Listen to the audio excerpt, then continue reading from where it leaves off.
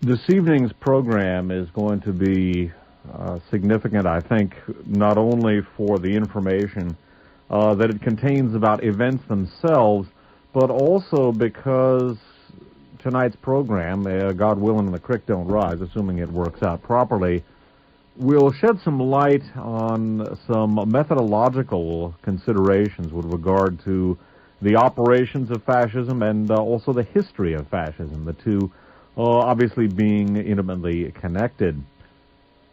One of the things that we're going to be doing this evening is examining why many of the things that I refer to on this program are not particularly well known. Not only are the events themselves often conducted clandestinely, but beyond that, because many of the things that have taken place under fascist governments, many of the things that fascists do are so distasteful that many of the extremely prestigious elements that have and do back fascism prefer that fact, the fact that they back fascism and have done so historically, not be known to those who are often the victims of some of the occurrences and tactics that fascists have engaged in over the years and perpetrated over the years.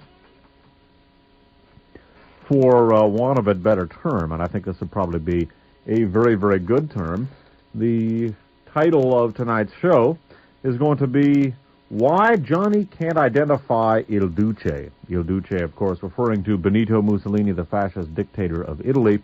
That theme, so to speak, is in turn taken from an op-ed column that appeared in the San Francisco Examiner this past Wednesday, August 31st of 1994. By the way, for the benefit of those who are listening to this program on tape, today is Sunday, November 4th of 1994, Labor Day weekend of 1994.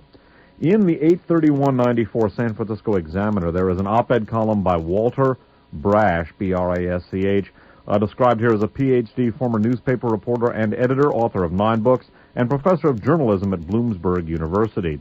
That's in Pennsylvania. The title of this column is The Professor, Why Johnny Can't Identify Il Duce.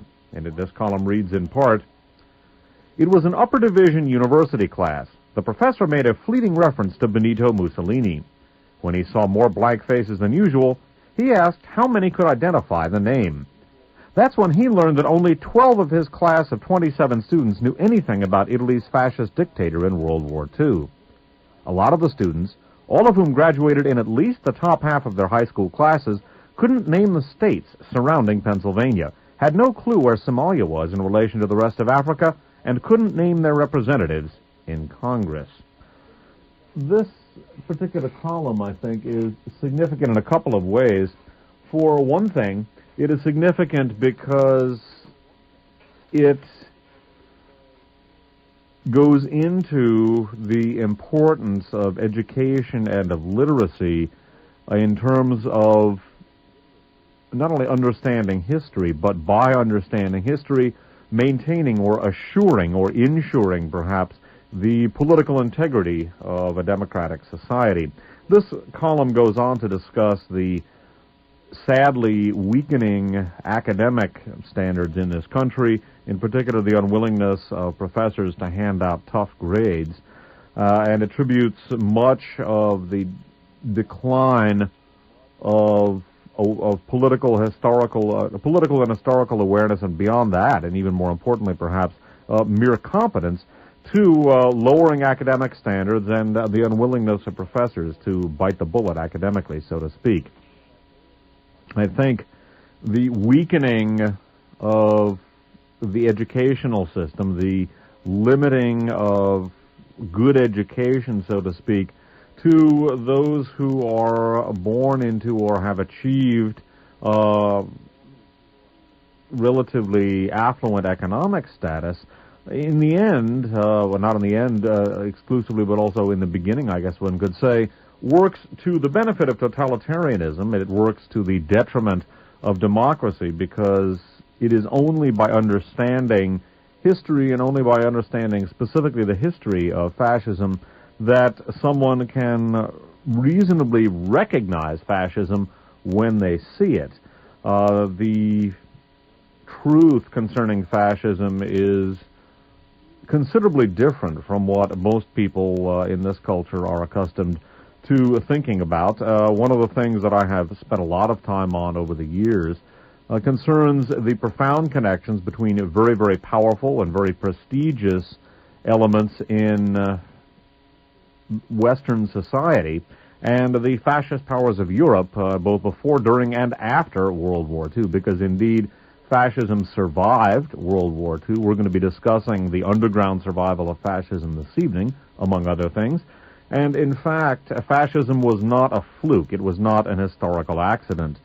The popular viewpoint of fascism as disseminated in our educational system and in our mass media is of a political aberration. Fascism is portrayed as an historical aberration, as something of an accident, basically, according to pop history that disseminated by our media, our mass media, and unfortunately perpetuated to a large extent in our educational system, is of a fluke event in which a couple of charismatic screwballs named Hitler and Mussolini hypnotized everybody, made them all go crazy, and then there was a nasty war, and then the Allies made everybody live happily ever after, or would have if it had not been for Stalin. In fact, that is not the case. Fascism was a very self-conscious reaction against not only the increasingly organized, effective, and militant labor movements that grew up largely in reaction to the conditions of the Great Depression, but beyond that, the phenomenon of world fascism, of the advent of fascism after World War I, was also a direct reaction to the formation of the world's first socialist state, that, of course, being the Soviet Union, with Marxism no longer being just an abstract ideology adhered to by labor unions and social thinkers in various parts of the world, with a state that had now organized its means of production and even its culture along the lines preached by Marx and Lenin. Many of the most powerful industrialists, financiers, and corporations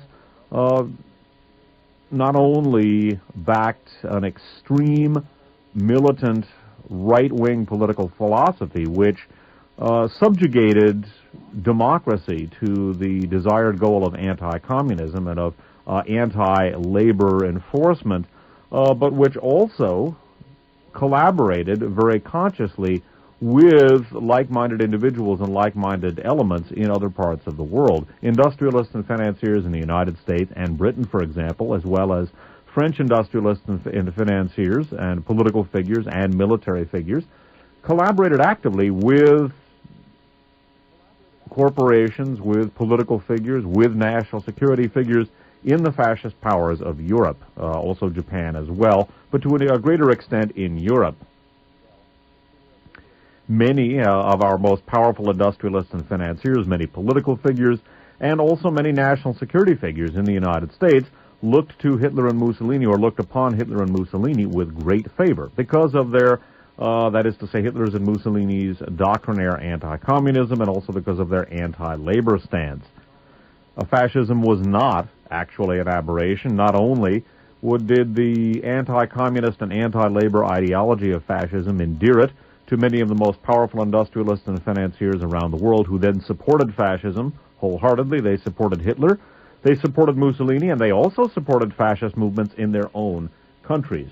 Some of the archive shows, by the way, referring to that, Radio Free America shows 1 and 2, Uncle Sam and the Swastika, U.S. Industrial Cooperation with Nazi Germany, Uncle Sam and Il Duce, American Support for Mussolini and the Mythology of the Corporate State, also Radio Free America program number 10, and Radio Free America program number 37.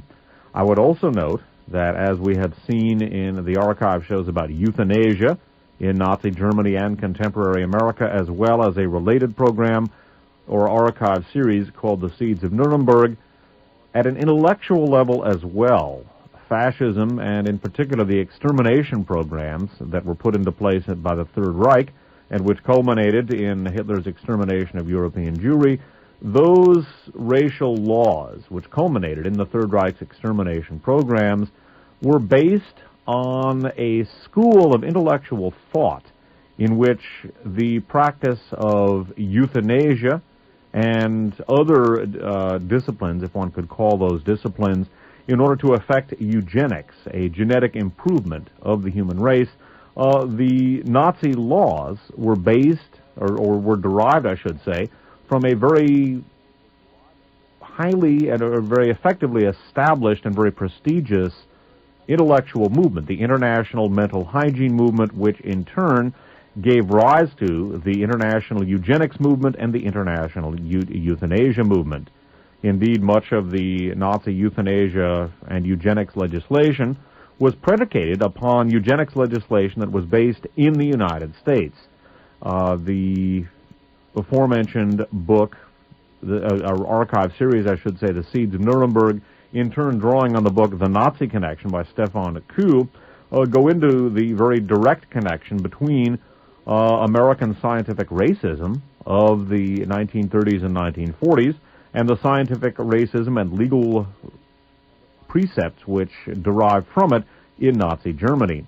In turn, the School of Scientific Racism, which created the eugenics legislation in the United States, upon which the Nazi legislation was based to a considerable extent, is a school of intellectual thought that has survived to this day, and that the Reagan and Bush administrations, among others, looked upon with great favor. It is worth understanding, first of all, that a vital educational system, an aware body politic, an intellectually active and intellectually well-informed body politic, are things that are essential to not only preserve democracy, but which those are things which are detrimental to fascism. The dumbing out or dumbing down of society, so to speak, the lowering of educational and intellectual standards, the blunting of historical and political awareness as a result, in turn makes the possibility of fascism, or the possibility of the advent of fascism, that much more likely, because people will not, in fact, Johnny, going back to this column from the Examiner of 8/31/94, Johnny won't be able to identify Il Duce when Il Duce is in front of him. First of all, if he doesn't know who Il Duce was or where he came from, he's not going to recognize Il Duce. Beyond that, if Johnny does not understand, and most Johnnies, and most Janies too, do not understand that Mussolini was not a fluke, that in fact his corporate state, so to speak, was propped up by American capital to a large extent. The American media covered for Mussolini. American financiers loaned capital to his municipalities and to his government and to his industry in order to prop it up. American media covered for Mussolini's corporate state and its many failures. And in fact, Mussolini was even named an honorary member of the American Legion in 1935, an honor that was later rescinded on a technicality. If Johnny can't read, and if Janie can't read, then they're not likely to find out that in fact Mussolini was not a fluke, and that in fact the forces that lay behind Mussolini and Hitler are forces that are very much present in this society. So that if Johnny or Janie are idiots, if they're poorly educated, if they can't read, then they're not going to be able to identify Il Duce, because in fact Il Duce derived from things that are very much with us here in the U.S. of A. They were with us in the 1920s, 1930s, and 1940s, and they are very much with us today. And it is worth understanding what those things are and how they work. And beyond that, it's worth understanding why it is that fascism is a phenomenon which is very poorly understood, despite the fact that it is very important, it is ongoing, and it is on the march and gaining around the world. We're going to take a look not only at some aspects of fascism that are not generally well known. We're going to take a look, for example, at how the very same Western, quote, democracies, unquote, which had supported Hitler and Mussolini so avidly in the pre-World War II and to a certain extent in the World War II periods, then took in many of the most heinous fascist elements and either used them in their own intelligence systems and defense industries, and or put them right back into power in the countries that they had held forth in before the end of World War II. I have spoken at great length over the years about the incorporation into the American intelligence system, for example, of the Reinhard Gehlen spy outfit. That was the Third Reich's Eastern Front intelligence outfit under German Major General Reinhard Gehlen. At the end of the war, Gehlen and his organization jumped to the fledgling Central Intelligence Agency after a brief stint working for military intelligence. They became the CIA's Department of Russian and Eastern European Affairs. They were the exclusive purveyors of intelligence on that part of the world to the CIA. They became the de facto NATO intelligence organization, and eventually they became the BND, the Bundesnachrichtendienst, the German intelligence service, began as the West German, now the German intelligence service, and through bureaucratic inertia and through the subterranean or clandestine perpetuation of Nazism and fascism in Germany, the BND retains much of its original Third Reich character to this day.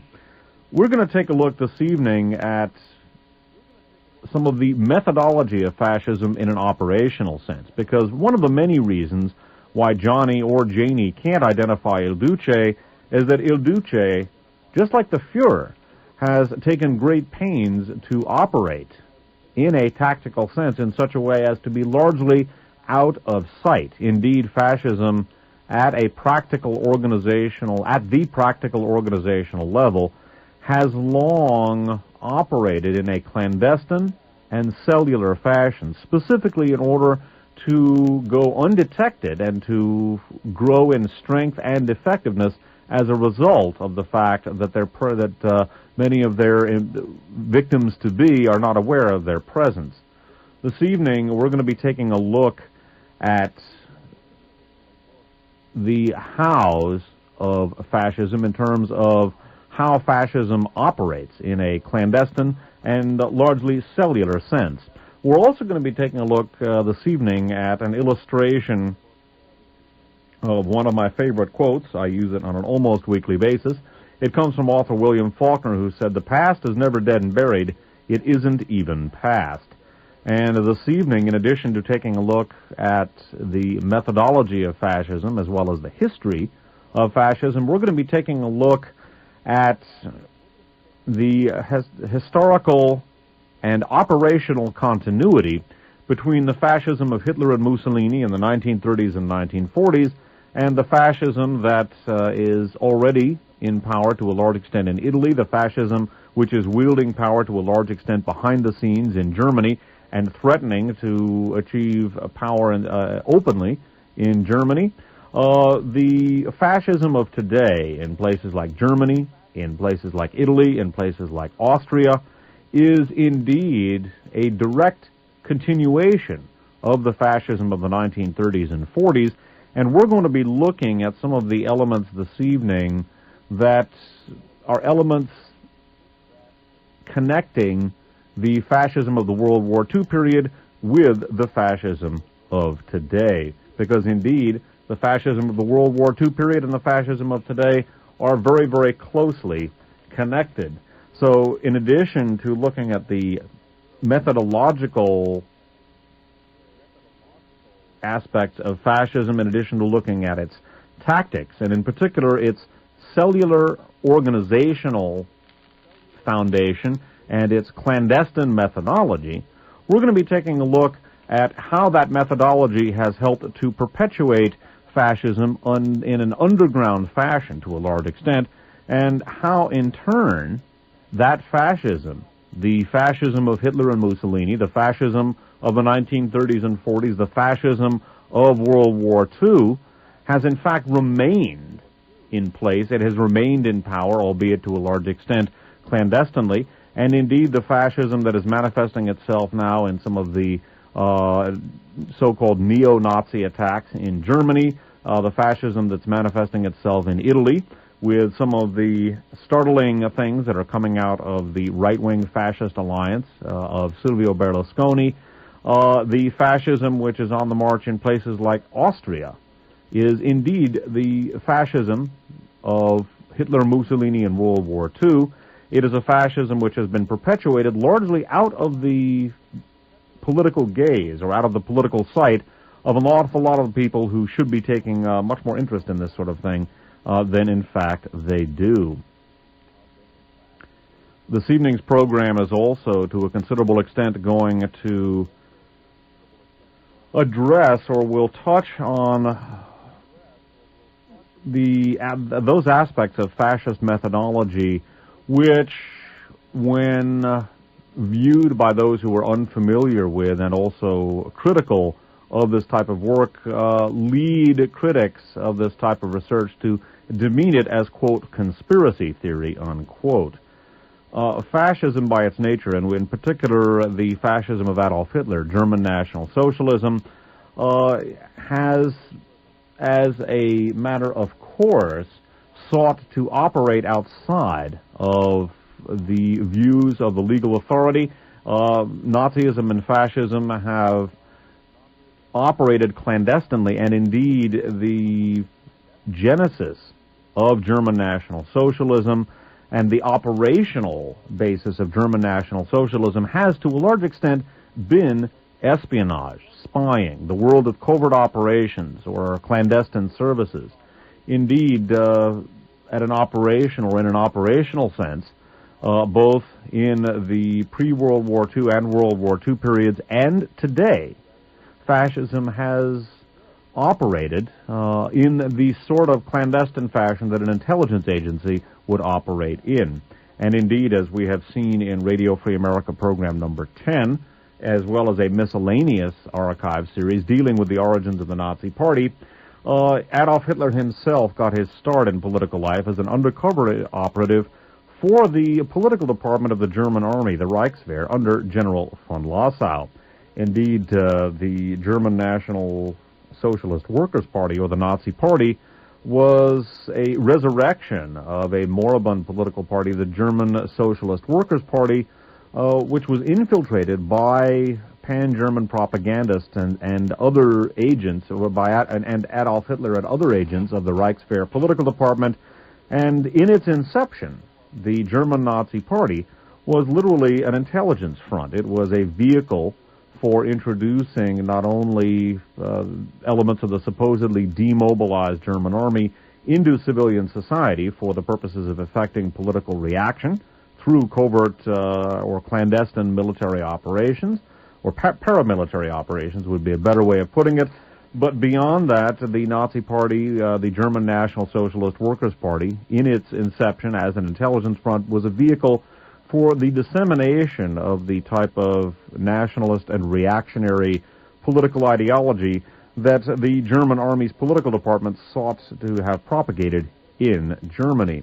So in examining fascism and examining the history and the operations of fascism, it's important to understand that much of it takes place outside, deliberately outside of the public viewpoint, so to speak, and beyond that, that clandestine operations are inextricably linked with fascism and Nazism, not only because of the key operational tenet of staying out of the public view for the purposes of gaining strength, not mobilizing opposition until it is time to emerge into view, but also Nazism itself grew directly out of the espionage apparatus of post-World War I Germany. It grew as a direct product of the national security establishment of Weimar Germany, which in turn was a continuum of that of the Kaiser. People demean this type of research as conspiracy theory because they're dealing with a field of intellectual inquiry which is, for the most part, dealing with things that are going on behind the scenes. This obviously entails a preoccupation with the clandestine. It also entails, or necessitates, to a certain extent at least, some intelligent extrapolation. I think the demeaning of this type of work as conspiracy theory is unfortunate, but at the same time, it really does come with the address, so to speak. And one of the things we're going to be looking at this evening is why anti-fascist research, and that is how I refer to myself as an anti-fascist, and that is how I refer to this type of work, anti-fascist research, rather than conspiracy theory. It anti-fascist research, that is necessarily going to be demeaned as conspiracy theory, because it is necessarily going to be, or it is going to be demeaned by those who are unfamiliar with it or hostile to it as conspiracy theory, because anti-fascist research, by its very nature, is going to be dealing with the clandestine and, to a large extent, attempting to ferret out the clandestine. So what we're going to be looking at this evening is basically why Johnny, or why Janie, can't identify Il Duce, why Il Duce and Der Fuhrer have sought to deliberately hide their operations. We're going to take a look at why many of the prestigious and powerful elements that backed Hitler and Mussolini and that back fascism today do not want the true history of fascism known. We're going to take a look at the clandestine nature of fascism and Nazism in particular, and how that has permitted operational continuity between the World War II period and today. I would note that at least in the United States, as the educational system and consequently the intellectual level and the political and historical awareness are sinking, and that basically why Johnny or Janie can't identify Il Duce, there is in power in Italy at this very time a government which is a direct outgrowth to a considerable extent of the Italian fascism of Benito Mussolini. We looked in the June 26th broadcast, one of the installments of the Seeds of Nuremberg series that I alluded to, at the genesis of the Silvio Berlusconi right-wing/fascist coalition. That grew directly out of the P2 Lodge, a Masonic lodge which became, in effect, a crypto-fascist government which ran Italy. The P2 Lodge was headed up by a former Mussolini supporter and Waffen-SS officer named Licio Gelli, and it involved many prominent Italian business people, intelligence officers, military officers, people involved with the media, people involved with organized crime, key politicians. And the P2 Lodge became a center of occult conspiracy in Italy, literally a crypto-fascist government which in effect ran Italy for a considerable period of time, and Silvio Berlusconi, a member of the P2 Lodge, and his ascension to power represents a successful realization of Licio Gelli's democratic rebirth strategy, that for a democratic rebirth of fascism. And as a result of the activities of the P2 Lodge, and as a result of the activities of those who have supported the P2 Lodge over the years, at this time there is in Italy the first European government since World War II which has open and official participation by members of a fascist political party. This is by no means the first government in post-World War II Europe with fascists in positions of power, but this is the first time that there has been a government in which fascists have held ministerial posts, members of an openly fascist political party. We're seeing a lot of interesting things starting to come out of Italy under the circumstances, including attempts at rehabilitating Il Duce and fascism in general. I'd like to touch very briefly on an article that I dealt with a couple of weeks back. This is from the San Francisco Examiner of Wednesday, August 17th of 1994. And Johnny may not be able to identify Il Duce, but when and if he does, he may eventually be identifying Il Duce as somebody who is positive, because indeed the resurrection and the cleaning up of not only Mussolini but perhaps fascism in general, or the cleaning up of the image, is underway in a big, big way. Examiner 8, 1794 has the following story from the London Times by John Phillips, dateline Rome, headlined, Italy Heralds Fascist, subheaded, Philosopher Gentile to be remembered with new stamp. That's Gentile. The article reads in part, Italy's right-wing government has begun the rehabilitation of the fascist philosopher Giovanni Gentile by deciding to issue a commemorative stamp marking the 50th anniversary of his death. The Minister for Posts and Telecommunications, Giuseppe Tattarella, Tattarella, ordered that the stamp be issued in October following what he said was an almost unanimous quote-unquote decision by Italy's National Philatelic Council. Gentile joined the Fascist Party in 1923 and was a leading figure in developing its ideology and educational program. In 1925, Gentili organized the publication of the Manifesto of Fascist Intellectuals, unquote, which hailed Benito Mussolini's movement as the moral regeneration of Italians. Left-wing partisans assassinated the philosopher in Florence in April of 1944. The rehabilitation of the fascist scholar has begun 50 years after his death, unquote, the newspaper La Stampa commented Tuesday. Mr. Tattarella is a member of the primarily neo-fascist National Alliance Party, which joined the coalition government led by Italian media magnate Silvio Berlusconi. So, if Johnny or Janie can't identify Il Duce, if the people currently running Italy have their way, eventually they'll be identifying Il Duce and other fascists in a positive light.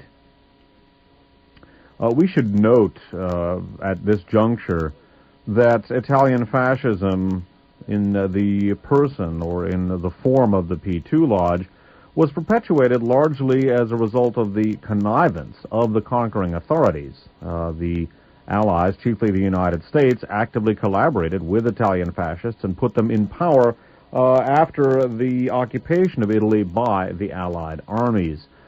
We have looked at great length in the past at the P2 Lodge in Radio Free America shows 18 through 21, and we've looked at its collaboration with Western governments and with Western national security establishments in particular in programs 19, 20, and 21, later in 32, 34, 35, and the miscellaneous archive show about Operation Gladio. The P2 Lodge itself is significant from a methodological standpoint because the use of small but relatively powerful clandestine bodies is a characteristic of the operations of fascism as realized and conceptualized by Adolf Hitler. And indeed, in terms of its operational methodologies, fascism and espionage, or clandestine warfare, covert operations, are inextricably linked. And we should note the evolution of the politics of the propaganda due, a small, in terms of number, but very powerful clandestine body, a clandestine group. And we should note its successful evolution, or what to date has been successful evolution, into an overt political coalition in Italy, which, as I said, now doesn't represent, it is the first elected post-World War II government with active participation by members of a fascist political party. That political party, the National Alliance, in turn, has grown directly out of the MSI, the Movimento Sociale Italiano, the Italian fascist party that grew out directly out of the fascist party of Benito Mussolini. By the way, before we take a look at another fascist who is being rehabilitated, let's take a look ever so briefly, to a certain extent at least, this will be by way of review, at the fascist participation in the current Italian cabinet. Now, for a fair amount of the information on tonight's broadcast, we're going to be relying on a British anti-fascist publication called The Searchlight. This should not be confused with the American Spotlight, a far right-wing publication which could be viewed in many ways as the Searchlight's opposite number. The Searchlight is a British anti-fascist publication. The Spotlight is American and of a radically different political nature. So don't confuse the two. The Searchlight, the British publication, can be subscribed to. Information about that coming up right now. To subscribe to the Searchlight, a British anti-fascist publication, write to Searchlight Magazine Limited, 37B, New Cavendish Street, London, W1M8JR, or phone 011-4471-284-4040, or fax 011-4471-284-4410. That's the Searchlight Magazine Limited, 37B, New Cavendish Street, London, W1M8JR, phone 011-4471-284-4040, or fax at 011-4471-284-4410. That again for the Searchlight. We're going to take a look at an article about the 5 fascist ministers in the current Italian government. We looked at a projection from the May 1994 issue of the Searchlight about who those appointments would probably be. We're going to look at a following article from the June 1994 issue of the Searchlight. This is number 228. Again, the June 1994 Searchlight, the International Anti-Fascist Monthly. Research credit on the following article goes to a listener. In Searchlight on the World, in the Searchlight on the World section, that we find the following article, and again it is headlined, Italy gets 5 fascist ministers. Skipping down into the article, we find, oh, by the way, before going into this, one of the ministers you're going to hear about is the aforementioned Mr. Taratella. Note also the presence of various ministers who were associated with the MSI, the Movimento Sociale Italiano, because that is the Italian fascist political party that was the direct successor to Mussolini's Fascisti, and as we shall see, the eventual rise to power of these individuals represents a successful perpetuation of the Italian fascism of the World War II period, and in the form of the P2 Lodge, a small, clandestine, occult body of power, we can see, I should say, the methodological operational paradigm of fascism, the use of relatively small but effective clandestine bodies as vehicles for political action, eventually paving the way for the emergence of those previously clandestine forces into overt political ascendance. The P2 Lodge and its eventual blossoming into the current Silvio Berlusconi government could be seen as something of a paradigm for the operations of fascism, and we're going to be taking a look at that use of small clandestine bodies as vehicles for effecting covert operation, or the sort of covert operation that is necessary for the rise of fascism. It's something we're going to be looking at throughout the course of the evening. By the way, I would also point out that Nazism in particular developed an operational methodology which is basically the same, which proved to be basically the same for the acquisition of power in Germany proper or for the conquest of some of Germany's neighbors. We're going to get into that a little bit later. But note here, the Italian ministers who have derived or have come out of the MSI, because the MSI is one of the elements of fascist political continuity and historical continuity that we're going to be looking at this evening. From the Searchlight of June of 1994, the 5 Movimento Sociale Italiano Alleanza Nazionale, MSI-AN fascists, are the first to hold ministerial positions in a Western government since the destruction of European fascism in 1945. Holding the key defense portfolio, giving control of the armed forces, is Cesare Previti, Previti, 60, millionaire vice president of Berlusconi's Fininvest communications monopoly. Previti, now this is the fellow who's in charge of the Ministry of Defense. Previti is a former member of the MSI who is a fascist in all but party membership. One of his first proposals has been to wind up all the activities of the anti-corruption, quote, clean hands, unquote, commission. This is hardly a surprise in light of the fact that a Milan court ruled on May 2nd that 3 top executives of Berlusconi's media and industrial Fininvest empire should be put in preventive detention pending inquiries into alleged falsification of their firm's accounts. Also under the microscope of both the Clean Hands Commission and the Anti-Mafia Commission is Berlusconi's brother Paolo, who has been charged with bribery. Previti is Berlusconi's lawyer. That's Paolo Berlusconi, Silvio Berlusconi's brother. So note, Previti in charge of the Ministry of Defense, former member of MSI. Continuing. Controlling the strategically important posts and telecommunications ministry is Giuseppe Tattarella, a member of the MSI who makes no secret of his fascism. He will also be deputy prime minister. Now, of course, Tattarella is the fellow who is responsible for the issuing of the stamp that is sort of rehabilitating the reputation of the Italian fascist philosopher Giovanni Gentili. We read about that in the 817 Examiner article just a few minutes ago. Continuing. The transport minister is Publio Fiori, a 56-year-old lawyer who, though not a member of the MSI, is a virulent anti-communist. He defected to the MSI-AN from the Christian Democrats. Adriana Poli-Bortoni will direct affairs at the Agriculture Ministry, vital in the relationship with the European Union. The only woman in the cabinet, 50-year-old Bortoni, B-O-R-T-O-N-E, is a hardliner on the right of the MSI and has been an MP since 1983.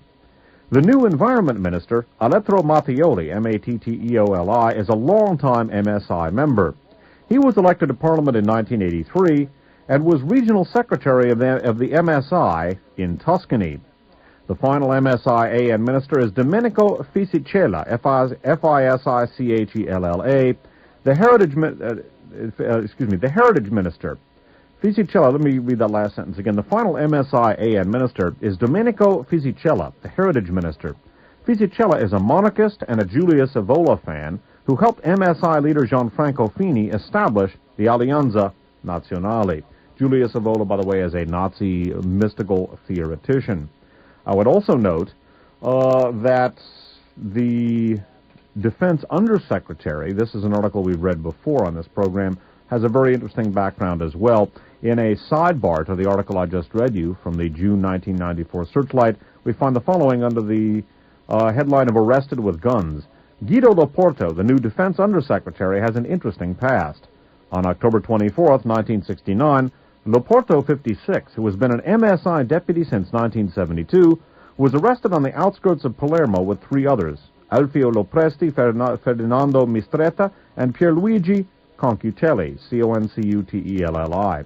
The car in which they were traveling was found to contain 4 machine guns, other guns, 7 hand grenades, and 500 rounds of ammunition.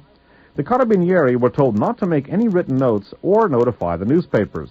Concutelli is now serving life imprisonment for the murder of Judge Vittorio Accorsio and the attempted murder of Judge Pierluigi Vigna of Florence.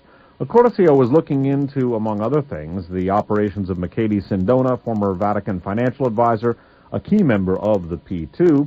Pierluigi Concutelli, one of the key members of the International Fascista, a coalition of international fascist elements involving Italian fascists, Spanish fascists, many of the residual Third Reich elements, and operating very closely with elements of the P2 Lodge, and also participating, as indicated in this particular incident, or in the incident that is described here, participating in the strategy of tension. Much of the Italian terror that took place in the 1960s, 1970s, and also 80s was aided and abetted not only by NATO, but specifically by elements of the U.S. national security establishment. The strategy of tension, for example, was a program of terror, bombings, kidnappings, and assassinations that was financed in part by the CIA. It was perpetuated by elements within Italian intelligence and within the national security establishment. It was very closely identified with elements of the P2 Lodge, and it involved the staging of terrorist incidents to be blamed on the left in order to discredit the left and also to drive the Italian political electorate to the right. The conduit for funds going to the strategy of tension and also the 1970 Borghese coup attempt, a fascist coup attempt in Italy, came from the CIA, and the fellow who was much of the funds did, the fellow who was the conduit for the funding of the strategy of tension was Michele Sindona.